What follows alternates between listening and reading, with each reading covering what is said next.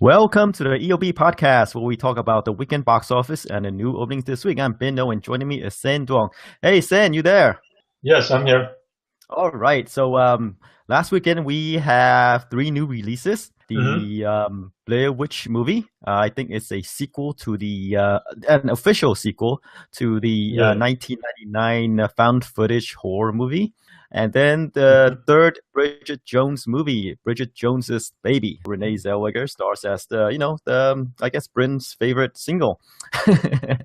hmm And then there is Oliver Stone's Snowden, and I guess we will see how it does against Sully, which was the number one movie when it opened. Okay, And not very so well. and I very well. It did okayish, but we'll get into that. So how hmm about we jump right in? hmm So coming in number one is the Tom Hanks Clint Eastwood drama about, I guess, the aircraft that flew into the Hudson River because of engine troubles. It hmm repeated at number one at hmm 22 million. Yeah, it's holding up pretty well. The drop off is only 37%. Right, right. And we expect this movie to repeat, really, because we thought the other movies weren't that strong. Right. So anyway, the domestic gross over 2 weeks is 70.5 million, and the budget's 60. Yeah, so it's doing pretty good.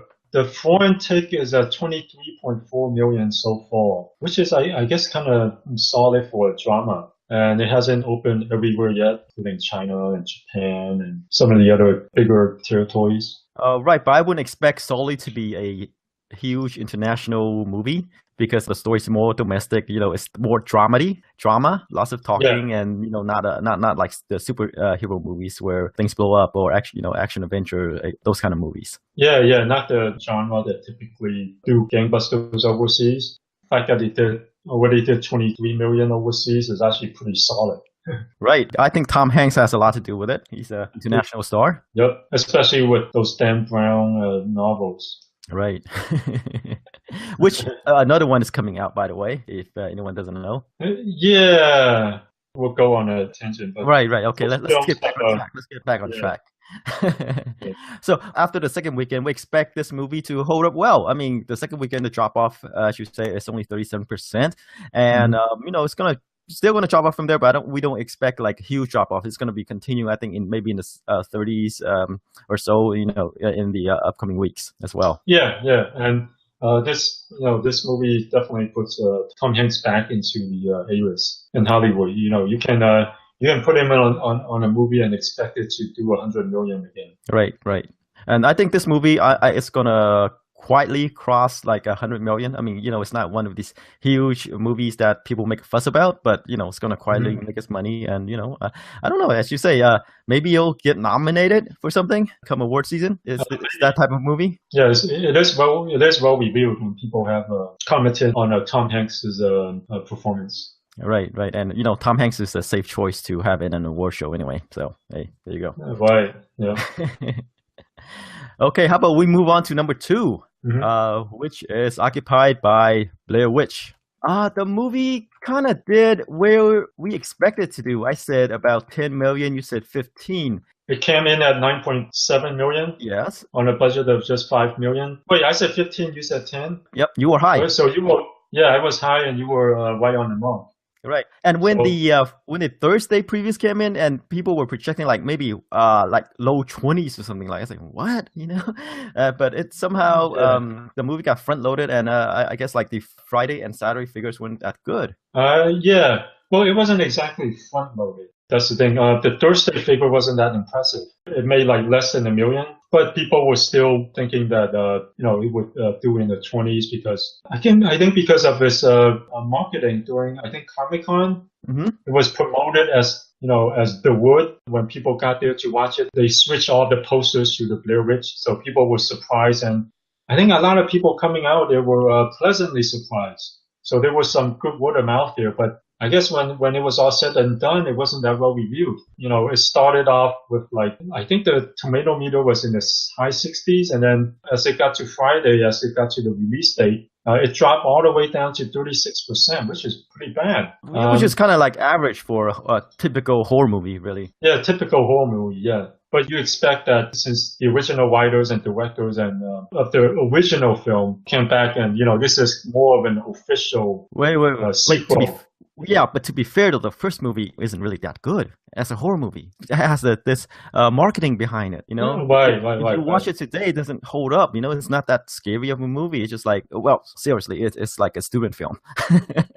Yeah, I mean, there are a lot of people who think that, Right. including me. When you think of it, it's a very good idea and a good concept, and the fact that it wasn't very professional and it looks like a student film and it looks like something you filmed from a camcorder, Which it is. kind of fits right. Yeah, which it is, fits right in. I think it was 16 millimeter though. Yeah, whatever. Just want to finish Yeah. the way it looks and the way it turned out fits that concept of, hey, this is the footage that's left over from these people who were shooting it. Right. If it looked any more professional, then it would be wrong. It wouldn't be right if it looked more professional because Right. it was, the idea was that, hey, this is the footage that was left behind by these kids. The way it looks and the way it turned out fits the concept and the idea. I think that's why a lot of critics in the beginning gave it pretty good reviews. But I guess the thing is, now that whole concept is done and over with, the film, Blair Witch as a sequel couldn't build off of that originality, I guess. Yeah, no, the thing is, like, the first movie was a bad horror movie, right? But a great marketing stunt. That's what it is. It's a marketing stunt. That's kind of like helped out by, which is a movie. Yeah, I guess if you take the concept out of it, it's not very good. But the idea, I mean, when you think of it, the idea that, hey, this is the footage that was left behind, if it was any better, it would kind of take away from that. These were just random footage that these people took during that night. It kind of fits in with that concept, and that's why it worked. But like any great concept, it's hard to repeat. Yeah, you can't duplicate it. Yeah. And there were a lot of people, well, these are critics, so unlike the audience, I think there were probably a lot of hate for the original one because they felt duped. But these were critics, and critics, they felt like, hey, the first film has a great concept, it was well executed. The second film can't build on that concept. And so, it just seemed like another sequel that didn't deliver. Right. You said that the tomato meter is only 36%, but the cinema score is terrible at D+. Yeah, even worse. Normally, people who watch horror movies like the genre, but to give it a D+, it's from fans of the genre, it's pretty bad. No, that's actually not as bad as you think. Most films in the horror, it is pretty bad, but most horror films get that kind of rating. They get C pluses and D minuses. So it's actually kind of in line with that whole horror genre. For some reason, it's kind of odd because for some reason, there's definitely a following for horror films. These people will go watch it. But for some odd reason, the majority of them hate it afterwards. It's kind of an odd thing. It's like, these are fans of the genre, but they tend to give these films horrible ratings afterwards. Right. That's something I don't understand. Yeah, that's something I don't get either. It's like, you guys love this genre. You guys will go out and watch out to watch these films on, when they open, but then afterwards, you guys all hate yourself for it. Yeah, it's kind of weird. Okay, I think that's something that needs deeper examination, but not something that we do right now. Right. All right. Anyway, Blair Witch expected to drop huge the second weekend because reviews were terrible, word of mouth is terrible. Audience score, it's not great, so it's gonna come and go. Yeah, but because it was made relatively cheaply at $5 million, it will still make a profit. It's just that we probably won't see any more Blair Witches. You think, because I expect them to maybe make some more, maybe on video or something like that, because there's awareness for this property, right? I think they may just stumble on video. Maybe the website video, they might see more. Mm-hmm. But I'm sure with this reboot, they were probably expecting it to at least do better than the cash grab that was the Blair Witch before this. And this opened even worse than that. I think the Blair Witch sequel opened to like 13 or 14 million, and this did even worse than that. So I mean, audiences are like, I don't think they care anymore. Wait, are these the people who did the original movie, the writer-director? It doesn't seem like the credit. I don't think so. No? Let me take a look. It doesn't seem like they're the original directors and writers. Ah, okay. And we've been saying that it was. Right. Nope, director and director. No, not? Nope. Oh, okay. The Then I guess we're wrong. writer. No. I guess it's not an official sequel. I mean, it is a sequel, but it's not by the original people who made it. All right, we were wrong. Okay. Yeah, I guess we'll have to look into that more. But currently we're wrong. Yeah. Well, on IMDb, the credits doesn't include the original Blair Witch nor the sequel. Oh, okay. All right. So this could be another cash grab. It is a cash grab. But you know what? Because it's by Lionsgate, they might crank out a couple more of these on the cheap. Yeah. Well, Lionsgate has a huge TV arm. Which they license, their various movies and TV shows, to basically broadcasters. Right. Okay, moving along to number 3 is Bridget Jones's Baby, the third movie in the Bridget Jones series. I mean, the previous one, Bridget Jones, what was it? Let's see, Bridget Jones, The Edge of Reason. Edge of Reason was back in 2004. And this one is made in 2016, so quite a number of years. Yeah, right. And the movie pulled in 8.2 million over the weekend. Mm-hmm. And let's see, where do you had it? You said 8 million, and I said 10. So about where we had it. So we didn't expect this movie to open big. That's where the movie usually performs. And it's about right there. Yeah, and this is I think people forget that. Well, I guess with the exception of the first film, this isn't much of a domestic play here. It's more of a foreign play because the first 2 films did like nearly 300 million worldwide. I mean, the second one only made 40 million. The first one made about 70 million domestically, but the majority of the revenue was from overseas, especially at the UK and elsewhere. So that's why this one you and I weren't expecting it to open huge, and it it's kind of where we had it. Yeah. I think part of the reason why it took so long to make the third movie is because the domestic gross wasn't that great, right? The first movie did 70. Second movie dropped to 40, and but even though it's like helped by the overseas market. I wouldn't say it was because of how it did in the US, because these novels were huge hits in Britain, so it was more of a UK movie. I mean, even the stars like Colin Firth. I mean, the original one had a Hugh Grant. So it was more of a UK movie that's also being distributed in the US. The US is more like a secondary market. When your movie makes 300 million and you're not a action comic book movie, especially during those times, you try to crank out as many sequels as you can. I think it has maybe it took so long because it has more to do with the actors and I guess the putting everything together. I mean, if they have the choice, they would have cranked out 10 of these already. Okay. Yeah. Because, I mean, when you look at it, these movies make nearly 10 times their budget worldwide. And when your movie make that kind of multiple, I mean, movies, Hollywood have cranked out sequels to films that made way less than that. Sometimes 2 times their budget, 3 times their budget. They're cranking out sequels left and right. These movies make nearly 10 times their budget worldwide. Right. And I think we can expect the third movie to perform about where the second movie. Mm-hmm. So about 40 million, I think, when its run is over in the US. Yeah, I think so. Especially since the reviews are pretty good, 77%, especially for the third film of the franchise. Usually, that's when quality of the film starts to suffer. But this one, it's just as well reviewed as the previous 2 films. I think this one is probably even better reviewed than the second film. It's, as I said, you need 2 hunks. Yeah, that's true. Right? Yeah. So it's doing pretty well overseas. The overseas take is 29 million, which is way higher than what it's doing domestically. So it might get to the 200, 300 million range again. Which will be surprising given that so much time has passed. Yeah. But still. Yeah.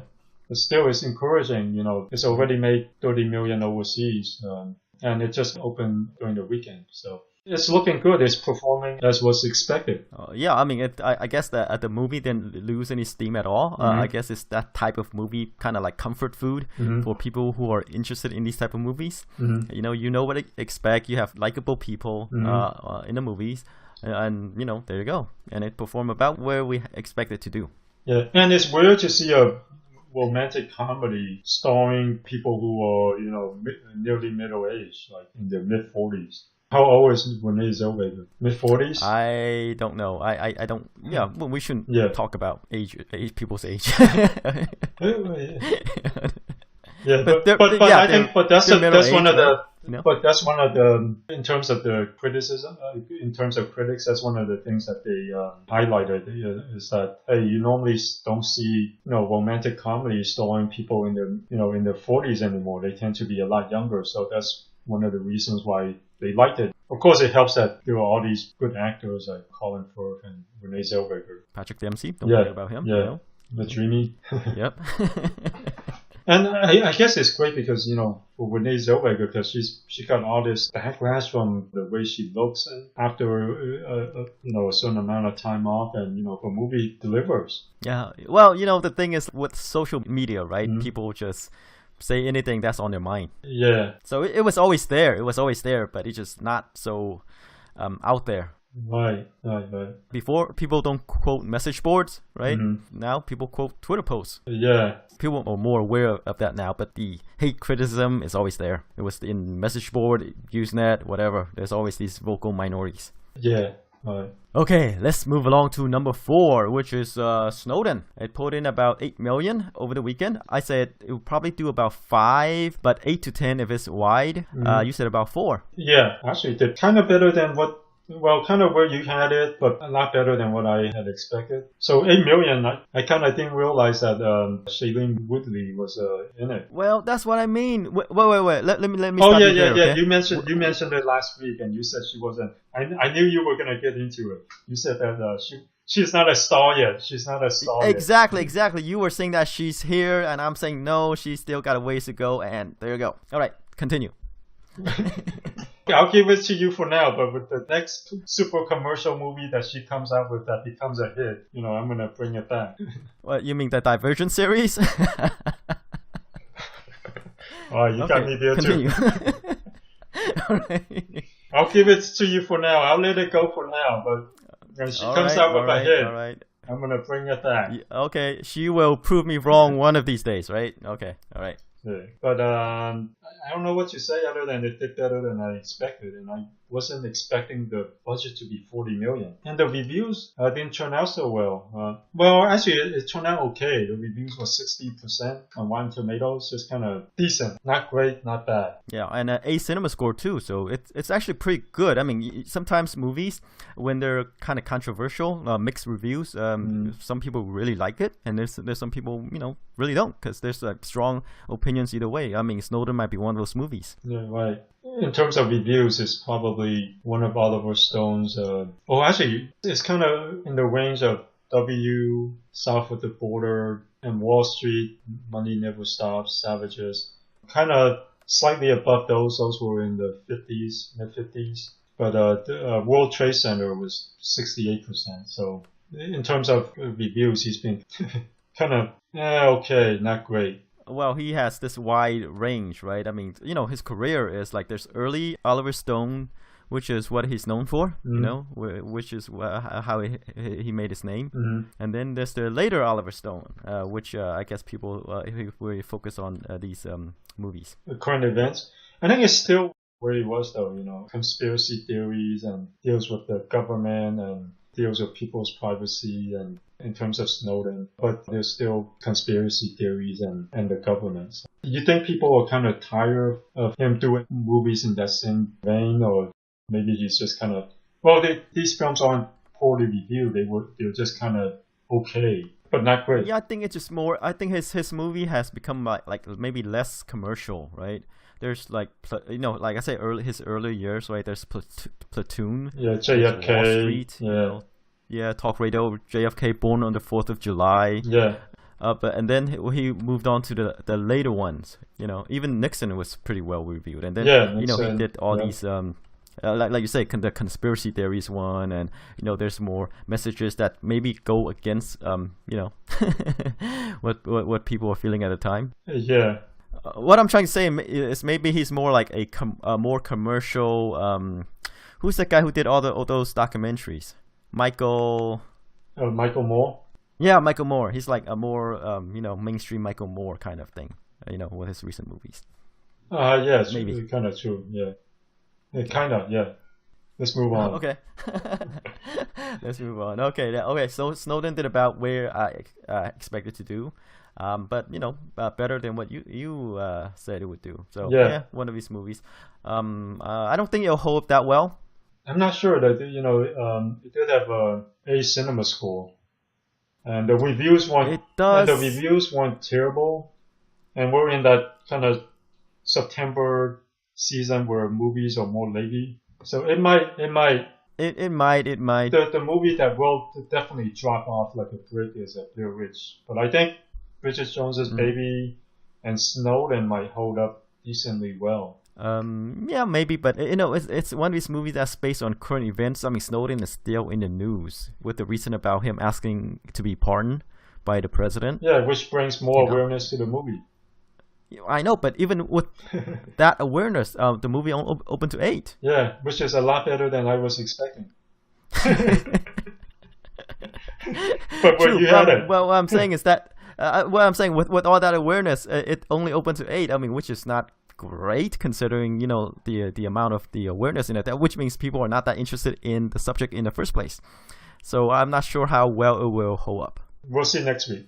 I'm putting my money on it holding up decent. I don't think it'll drop off, like Blair Witch or like a horror film, like in the 60s. I think it'll probably hold up in the mid-40s, maybe. Okay, we'll see. This is a movie we will keep an eye on, and we'll definitely talk about to see who's right on this. All right. Okay, how about number 5? Speaking of movies that hold up well. Yeah, Don't Breathe. It continues to surprise. It pulled in 5.6 million over the weekend, 32% drop off only, and it lost some screens too. And so far it made 75 million domestic. And the worldwide figure is at 107 million. It made 32 million overseas so far, which is decent for a horror film. It's not the kind of movie that translates well overseas. Yeah, and the actors besides Jane Levy, right? And Stephen Lang. I mean, those are not really like A-star people audience recognize. Right. And this is the second movie by Fede Alvarez. At least, second Hollywood movie. Mm-hmm. Let's move on to number 6, When the Bow Breaks. It made 5.5 million. The drop-off is 61%. After 2 weeks, it has already grossed 23 million at a budget of just 10 million. The drop-off is where where you and I were expecting. Because films targeted towards African Americans tend to be very front-loaded. And this is proving the case again. But at a budget of just 10 million, it's going to make money for Screen Gems. But it didn't do nearly as well as the previous films in this genre. Right. So, I mean, the thing is, we're keeping an eye on, is this just a blip or is this more of a longer trend?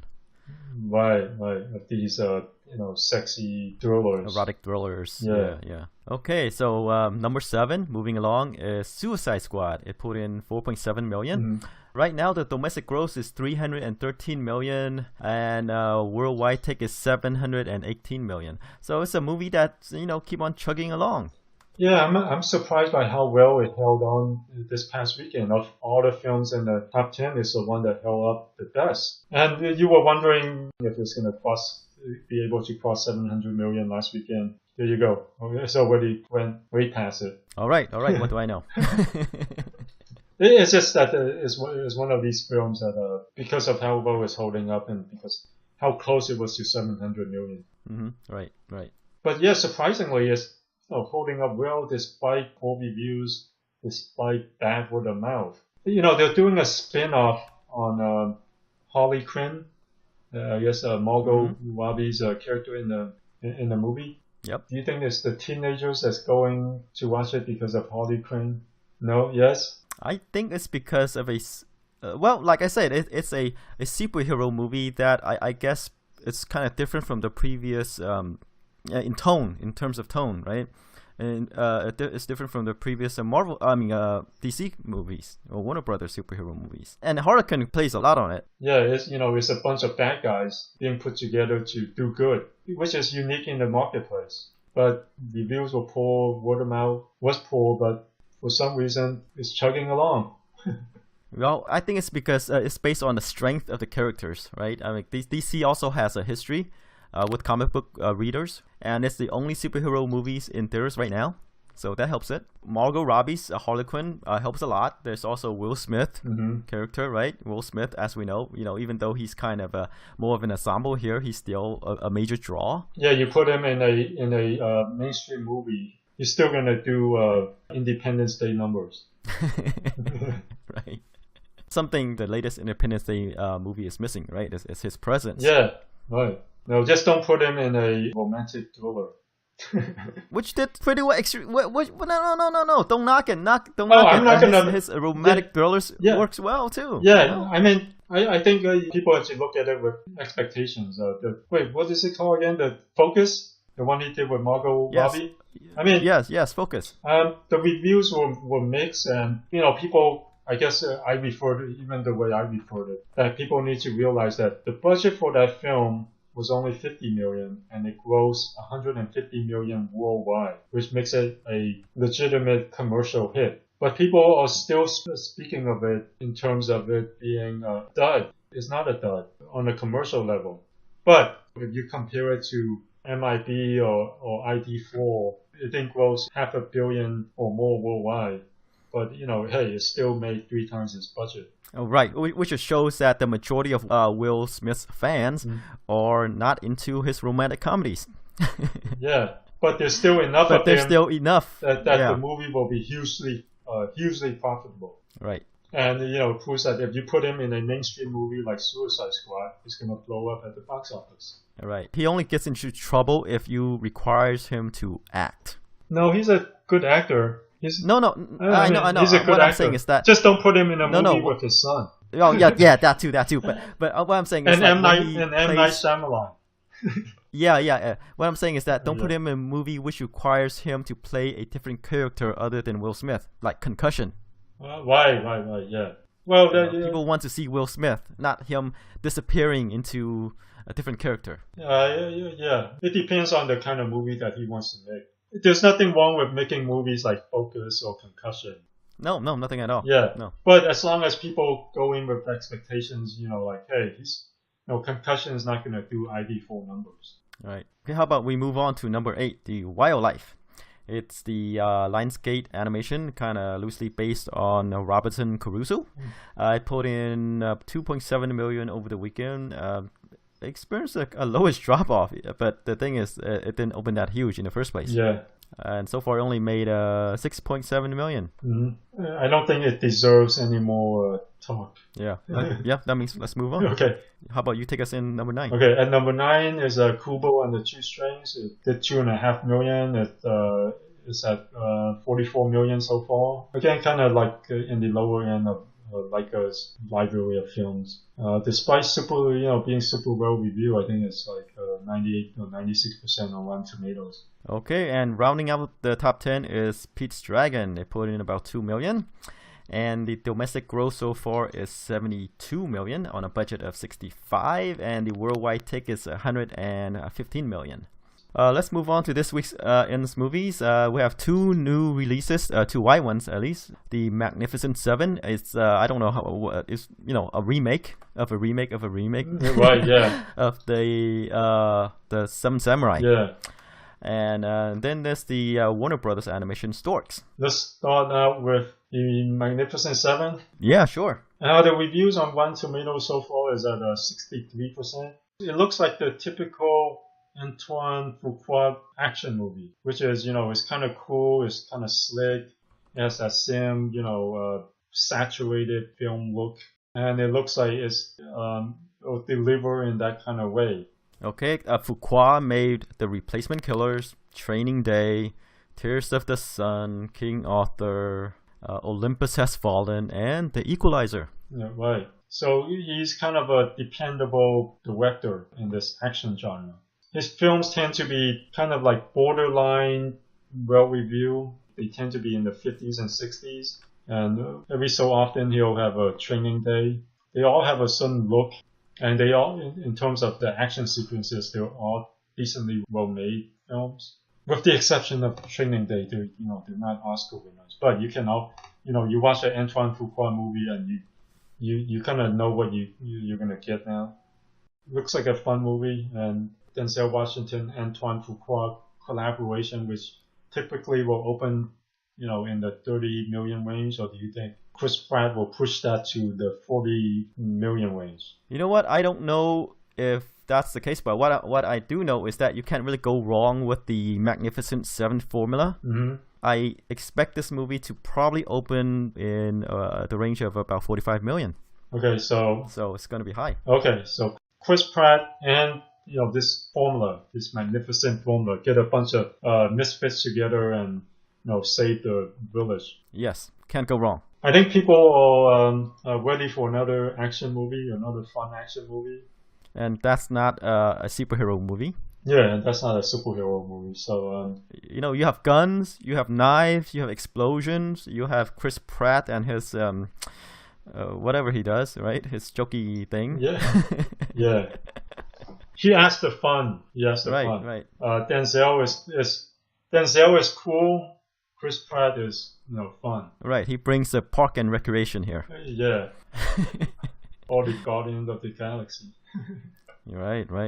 Okay, so what is your number? I'll have to agree with you.